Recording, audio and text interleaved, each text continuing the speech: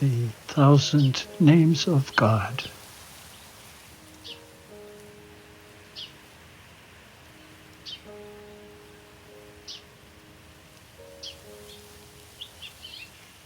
Exercise 36 of Anthony de Mello's Sadhana, A Way to God.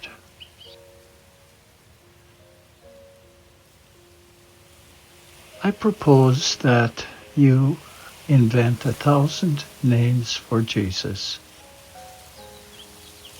Imitate the psalmist, who is not satisfied with the usual names of God, like Lord, Savior, King, but with the creativity that comes from a heart full of love, invents fresh names for God.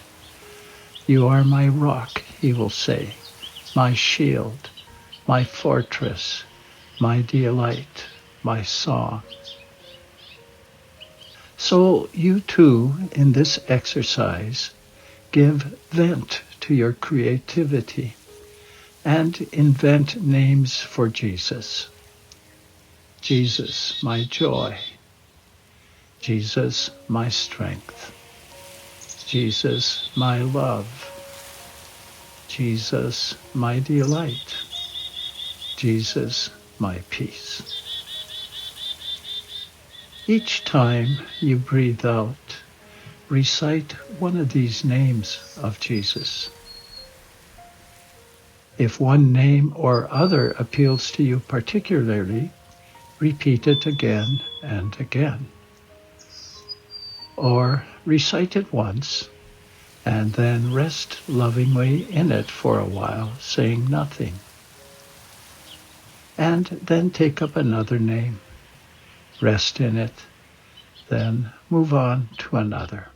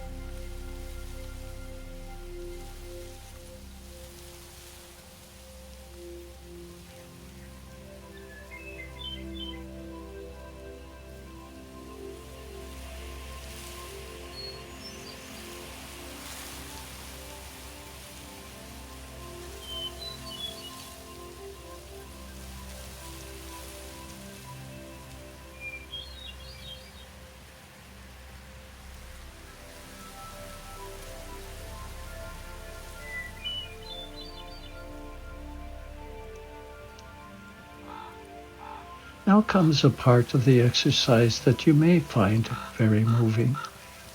Imagine you hear Jesus inventing names for you. What names does he invent for you?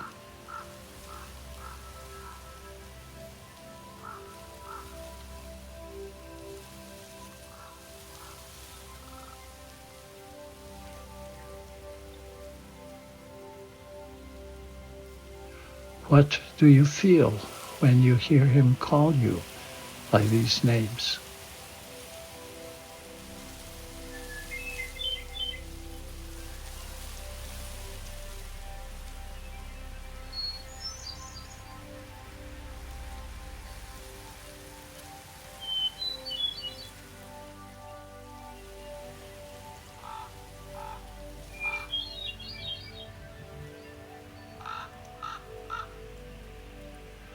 Go one step further now and imagine you hear Jesus inventing for you exactly the same names that you invented for him. All the names except those that directly express divinity. Do not be frightened. Expose yourself to the intensity of his love.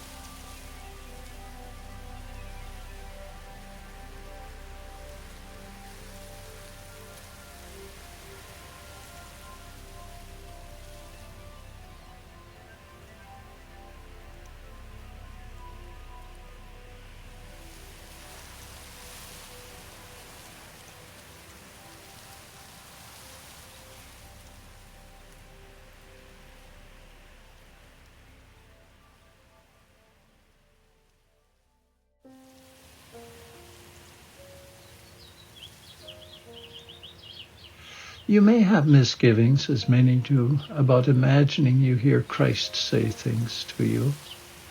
In some of the fantasy exercises, I recommended that you talk to Christ and imagine him talking to you. You may ask, how am I to know whether it is really Christ who is saying these words to me, or whether I am just inventing them? Is it Christ who is talking to me, or is it I who am talking to myself through this image of Christ that I have conjured up? The answer to that question is that, in all likelihood, it is you who are talking to yourself through this image of Christ that your fantasy has produced.